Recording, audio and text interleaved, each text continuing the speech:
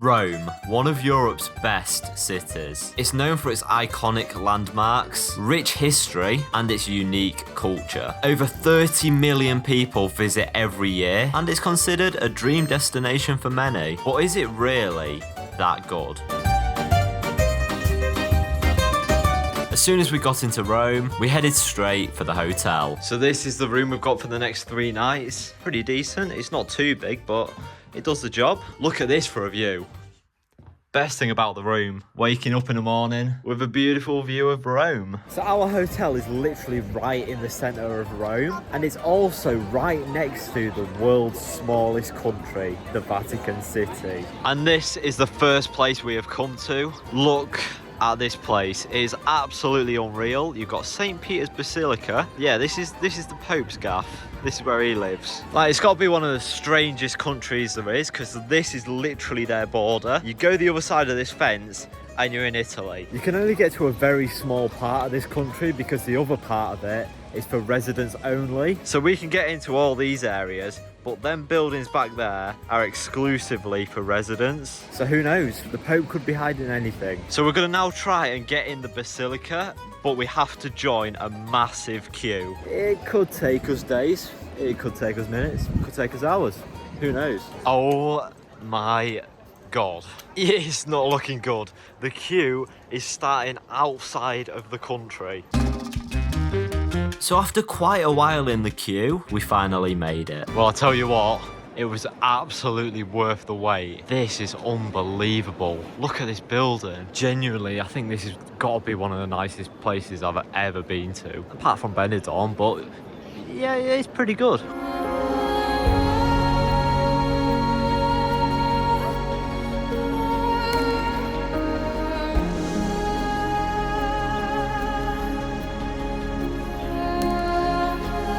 Genuinely, how did someone make this? It's unbelievable. And I can barely turn on a microwave. I tell you what, that Basilica was actually really good. Would definitely recommend it. There are all sorts of different museums and stuff here as well, but I can't be bothered. I can't lie. If I went in a museum, I'd read one sentence and then get fed up. So it looks like they've got some sort of guards as well. They look a bit like the King's Guards, but they've got a spear. We then returned to Italy. Was it now time to explore Rome? No, it was time for alcohol. First ever Aperol Spritz. It's beautiful, can't lie. It's gone to my head a little bit. It's a bit embarrassing. Right, let's go find some dinner. I've got a feeling it could be pizza or pasta. We found this little pasta place down a side street. Literally, it is so popular. We've ordered our meals from there and we're just waiting for this to buzz so we can go collect them. Look at that. That is a thing of beauty. It looks absolutely beautiful. We're just sat on a curb. What a place to eat. Genuinely, I think that is some of the best pasta I've ever had. And it was only €8. So the weather's not quite as nice today. It's going to get up to 19 still, but obviously it's a little bit cloudy. Today we're going to head over to the Colosseum and all around that area. So first, we need to hop on a metro.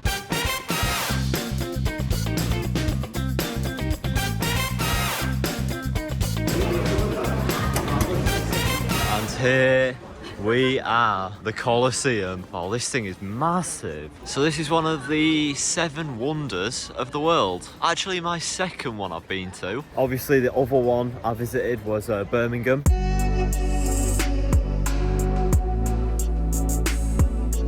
So what the Colosseum was built for was to actually watch gladiators fight. So I think 50,000 people can fit in this arena, and they literally watched gladiators fight to the death. I read somewhere that I think it was an Iraqi gladiator went unbeaten for like 13 years, and my football team can't even go 2 weeks without losing. So yeah, fair play to him. We ended up buying tickets for the Colosseum, so we headed inside.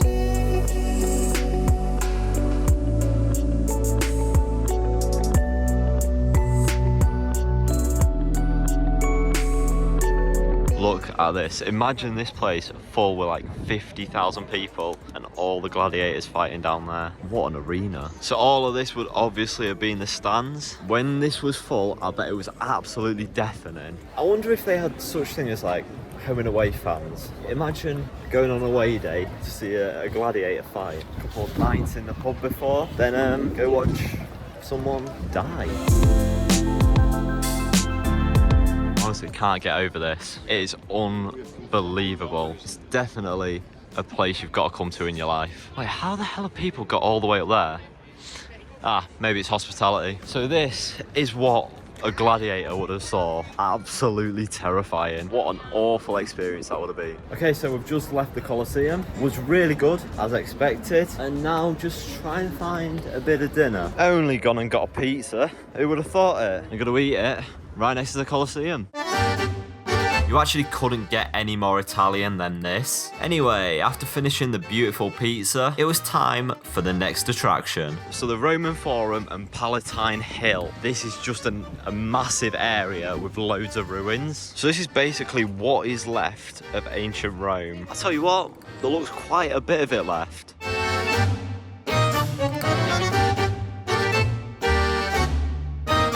Looks like we've got some sort of temple here. Then looks like we've got a bit of historic rock. I can't lie, I don't know what half the stuff is. Got some more like temples up here. I think it's pretty much all temples. It is mental what these lads managed to build. Like, look at the size of this place. We've come from all the way over there. It's huge.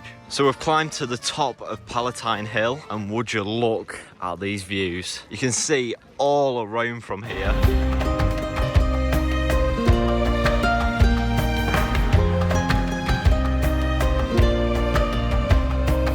This place genuinely goes on forever. There's just ruins everywhere, literally everywhere you look. I think they're milking it a bit now. This is the ruins we're seeing. It's just a couple of stones. Now this is an ancient bit of marble.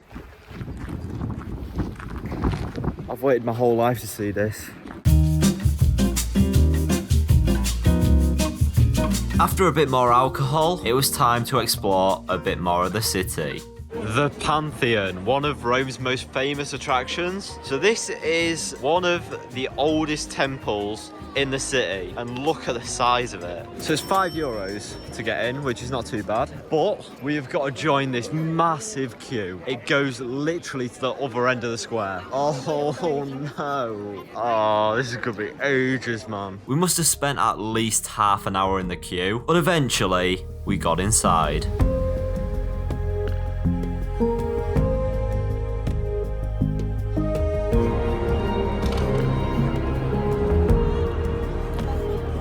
I mean, it's alright. Hello, my friend.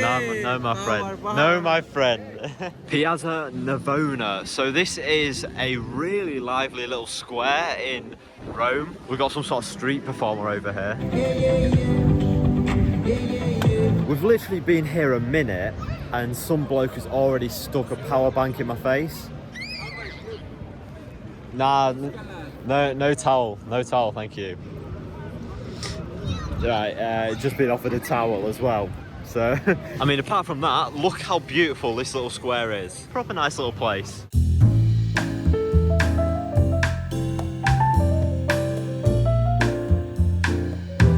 There was a nice restaurant on the square, so of course I had to get a pizza and another Aperol Spritz. Another one. I have had too much pizza today, honestly. Pizza for lunch, pizza for dinner. Not had enough Spritz though. It's beautiful. Now these right here are the Spanish Steps. Literally it's a worldwide attraction and it's just some steps at the end of the day. Nice little area though, but I don't get why it's a worldwide attraction when it's literally just some steps. So apparently what it is that these steps are sacred and they've actually banned sitting on the steps. You can literally get a €250 fine if you sit on them. It's absolutely mental. As you can see down there, the police are watching over at all times. But yeah, it is quite a nice area. I'll give it to them. The Trevi Fountain. This is probably the main attraction in Rome, to be fair. As you can see, so many people are here. It is absolutely huge. Genuinely a thing of beauty, that.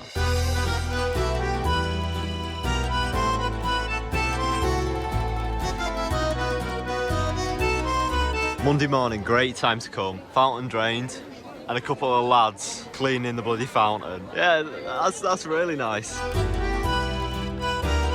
Because of this slight problem, we returned a few hours later. And finally, the water is back.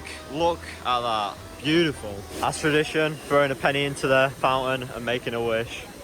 So what did I wish for? Ha! You know exactly what.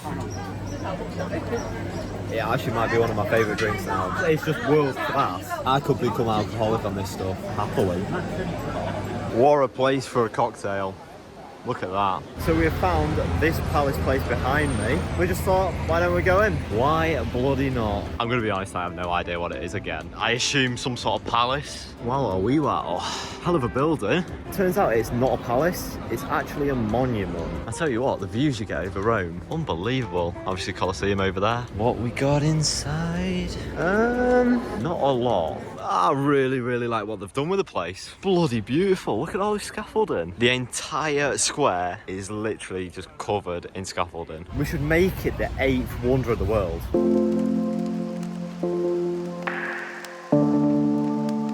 We've come across this beautiful little park which overlooks the city. No idea how we found this. There's literally all sorts going on. I think the painting there, there's some sort of food market over there. What a little spot. Absolutely beautiful place. And yet still, in places like this, you've got this bloke doing the rose scam where he gives you a rose saying it's a gift, then he forces you to pay. Heard it all before, mate. Heard it all before. Mission, get into the other side of Vatican City. There's two parts to it. The part we went to the other day with the basilica and the square, and then a whole different part with like gardens and all different kinds of buildings. So these are the perimeter walls of the country, and we're gonna see if we can get in. Don't know how likely that will be though.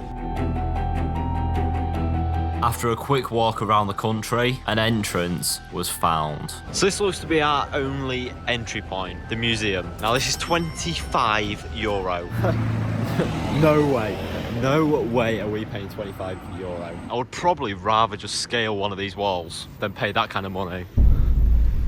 So that finished off our trip to Rome. It was a great few days. There's so much to do in the city. It pretty much has everything. Yes, it can be an expensive place, but it is worth it. And is it really as good as people say? You know what? Yes, it is. And I would definitely say it is one of Europe's best cities.